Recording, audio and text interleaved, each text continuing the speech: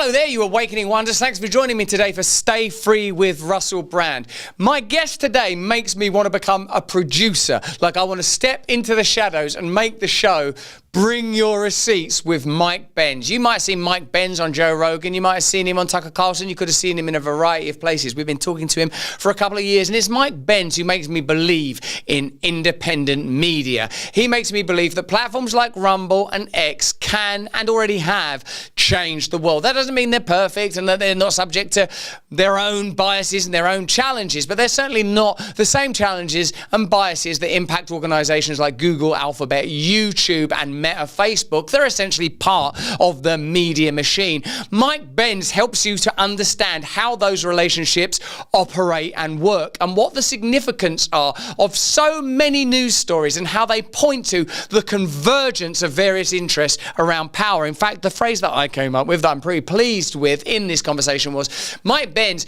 helps you to put together a mosaic, and with that mosaic you can see the silhouette of power, because the blob, the term that he generally uses, is a sort of an amorphous plastic mass that is able to reform, reshape, synergetically collapse and pull in through its vacuous power all sorts of interests. Today we talk about Russia Today, where it's banned and why it's banned, big tech power, and a story that Mike's just broken about Reuters receiving $300 million of Biden administration money in one way or another, in ways that are quite diffuse. It's not like a sort of flat up sort of bribery thing, but even his explanation of that gives you an indication excuse me, how long have I had this cough, by the way, of how power works. If you're watching us on YouTube, we'll be with you for the first 15 minutes, then we'll be exclusively streaming on Rumble, where we can speak freely. Now, if you don't have Rumble Premium yet, get Rumble Premium right now, because then you get an ad-free experience, and you also get access to additional content, not only from me actually, but from Bongino and from Crowder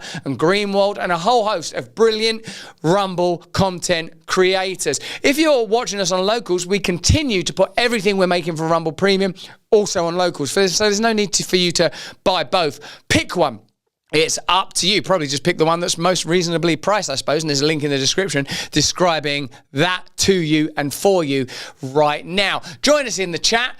Be with us on this beautiful journey into a better and brighter education with Mike Benz, one of the people I believe who is so good he should have been given a job in the administration. He's really up there with your Bhattacharya's and your Marty Makari's and the people that have emerged, but he's more, I suppose, in the deep state corruption space. He even tells one story about a board that's created to bring down, disparage and dispute corrupt journalistic reporting, and everyone on the board has got secondary and conflicted interests. I mean, it's an amazing conversation. It's an amazing interview. And if you can supplement this kind of information with Christian insights, I believe you are arming yourself, putting on that helmet of salvation, holding that sword of truth and that shield of righteousness, no, it's breastplate of righteousness.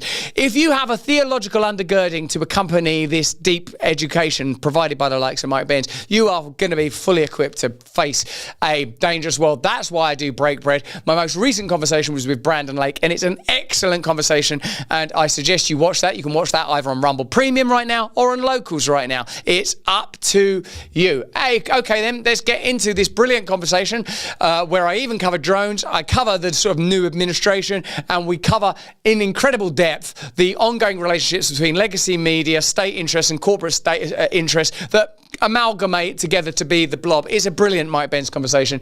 You're going to love it. Here's Mike Benz. Mike Benz, it's an extraordinary privilege to be joined by you on Stay Free today. Thank you. Thanks for having me. You've been up all night because of the Reuters story, which I now know is that in various ways the Biden administration donated $300 million to Reuters. Then Reuters won journalistic accolades for their reporting, on particular on Elon Musk. And I suppose what you're suggesting is it, may I ask this question, is this the way that people in our space would assume that Bill Gates making all of those donations to various media organizations, including the BBC, is to one way or another, directly or indirectly, generate favorable reporting? Well, we don't know that to be the case in this particular case, but there's a very bad look here and a very bad moral hazard, which is that these are government contracts. Reuters is a large organization. It's one of the two main news wire agencies that provide, on the ground reporting or stories that the wider media universe sources its stories from. So state, local, and national news around the world will source their stories from Reuters, and Reuters has been around forever. It's got a very strange relationship with the U.S. State Department and CIA, having been busted several times as working together to filter false news stories to advance U.S. interests on that front. But in this case, you have a Biden administration who systematically targeted all of Elon Musk's businesses. So there were 11 different federal government agencies that targeted them. There's the Justice Department, the Department of Transportation, the SEC, the FTC, the FCC, and on and on. And many people saw this as a political hit job on Elon Musk because he was backing Donald Trump for president and because he had vocally criticized the Biden administration. They were at odds. He was not invited to electric car conferences at the White House, despite having the industry leader. There were conflicts between him and the UAW, the United Auto Workers Union, which is a major Biden backer. And so Biden actually, if folks recall, about a year ago or 2 years ago, spoke from the podium at the White House calling for government agencies to look into Elon Musk. So 11 different government agencies filed actions to take those businesses down, and Reuters, which is a major media conglomerate, did a systematic investigation of all of Elon Musk's companies. At the same time, these government agencies were investigating those companies, and doing investigative journalism hit pieces on Elon Musk. And you can obviously see how that helps those government agencies. It helps them find evidence to bring up in court. It helps them win the battle of public opinion so that these are publicly favorable actions to bring against Elon Musk because it's reported by Reuters. Now, we don't know that to be the case, that there is any sort of pay to play here. What I'm suggesting is that the news coverage of Reuters, as well as many other media companies, when they have other lines of business getting government contracts, it's obviously in their interest to do favors for those government agencies in order to secure those contracts. And there are many examples of that happening with those hard smoking guns.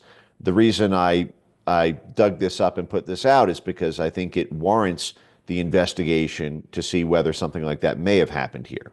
We can't make this content without the support of our partners. Here's a message from one now. It's the holiday season and the Wellness Company has got you covered so that you've got medical support wherever you're traveling. You've heard of the Wellness Company before. They're one of our great sponsors. They ensure that you've got access to the medical equipment you need. Could be ivermectin, could be a whole host of other things. While you travel in the holiday season, don't get caught short. If you have their little blue case, you will have within it a mobile urgent care kit, including ivermectin, Z-Pak, amoxicillin, and 6 other prescription medications at your fingertips.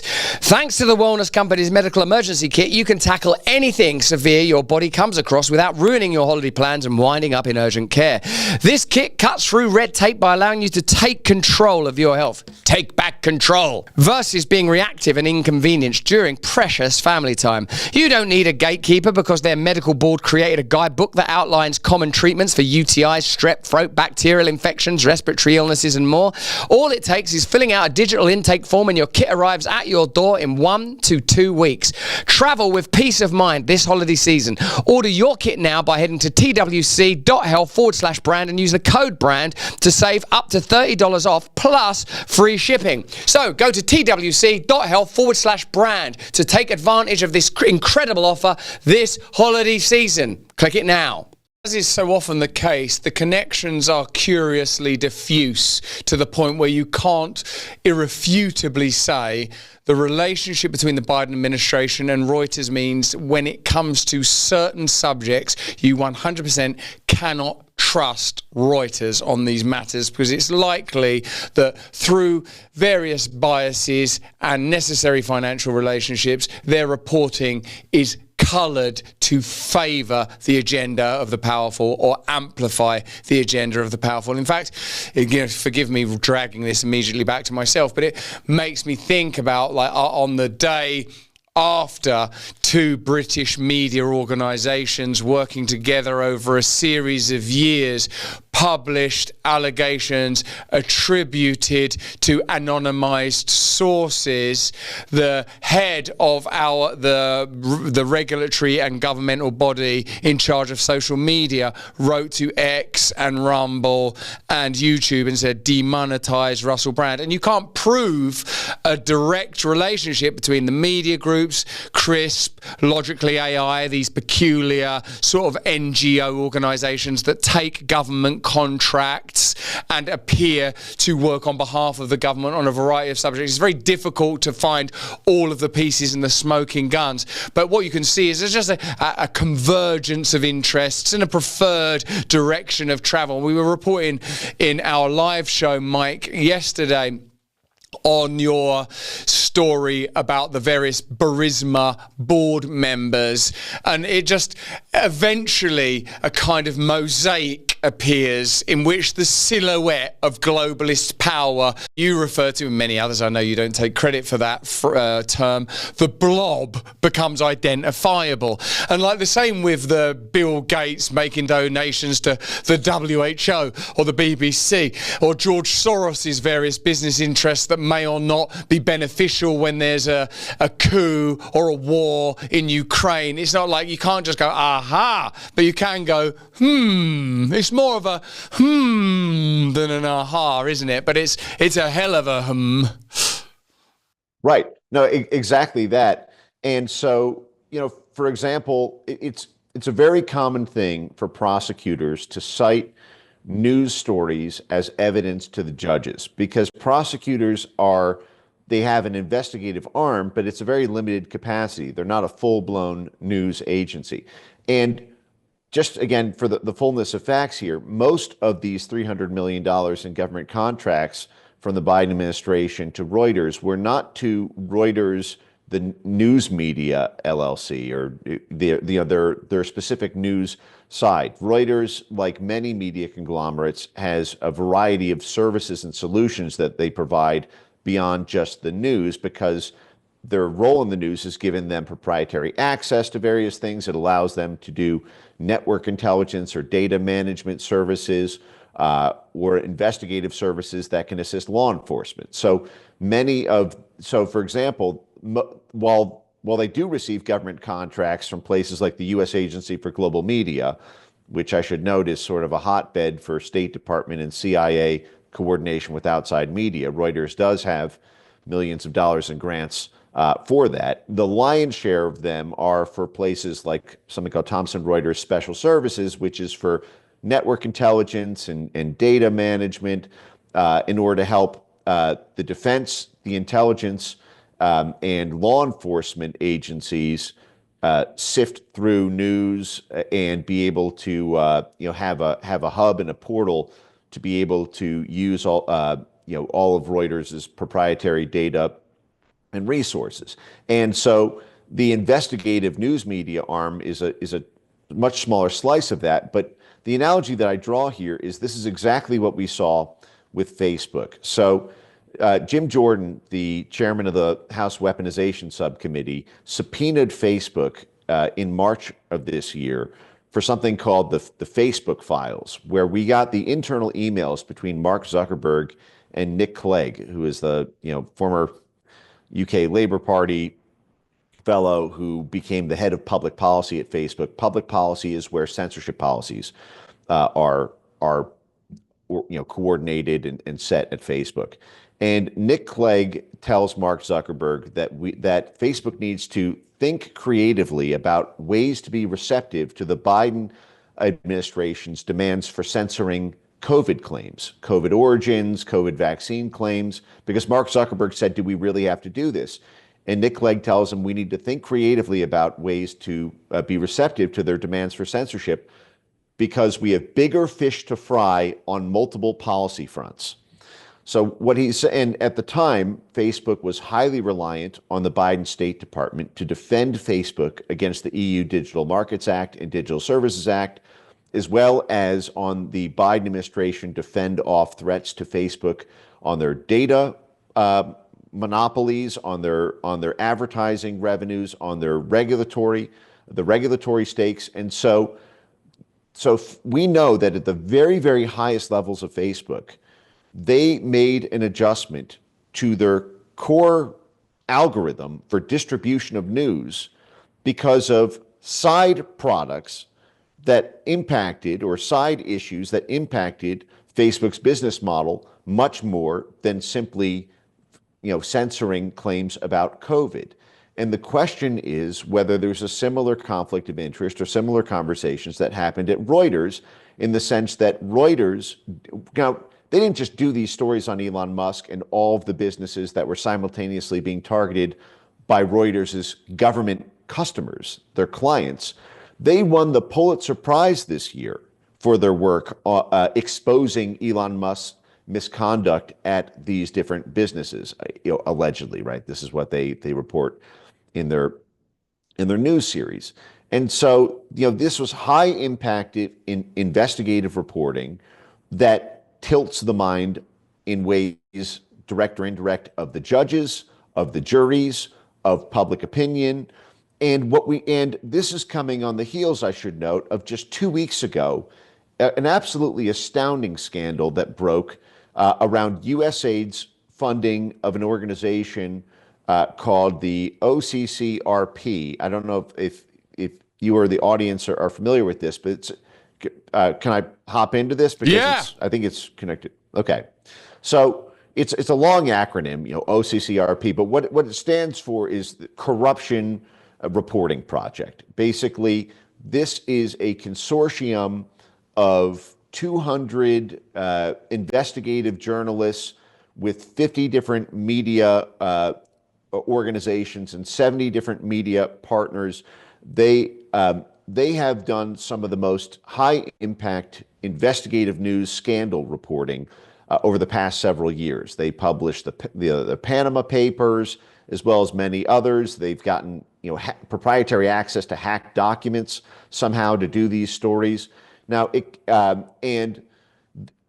came out 2 weeks ago that they receive 50% of their funding on the sly from USAID and the State Department, and that the State Department has a veto right over the senior staff of the Corruption Reporting Project. Now, this Corruption Reporting Project was started in 2008 by the State Department in Bosnia as a pool of U.S. taxpayer funds to write hit pieces about political opponents in the newly sovereign Balkan countries that the U.S. was working to fold into the Western political orbit. And so you had these oligarchs, you had these power factions that needed to be discredited. And so the U.S. government paid investigative journalists. Now, this is something that I just broke last night on stream, but I haven't actually published it. That was to a private audience, but I'd like to mention it here. There's a deeper level to this scandal, which I think connects to this Reuters, Elon Musk, Biden administration scandal, which is that if you go to USA.gov and you look at their pages, their grant pages for the Corruption Reporting Project they were funding, one of those pages shows $20 million given to these investigative reporters in Central and Eastern Europe.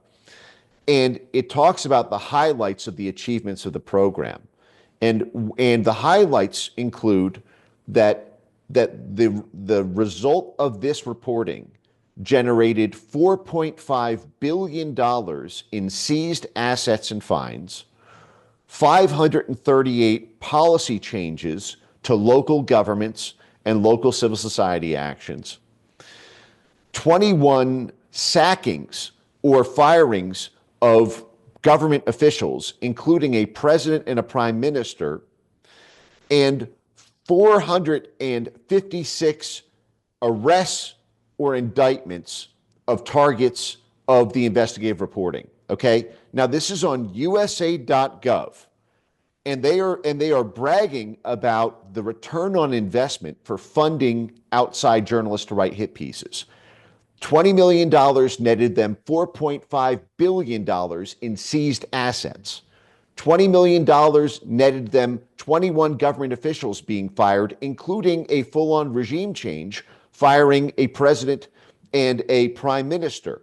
And $20 million purchased 456 political enemies of the State Department being arrested or indicted by local prosecutors.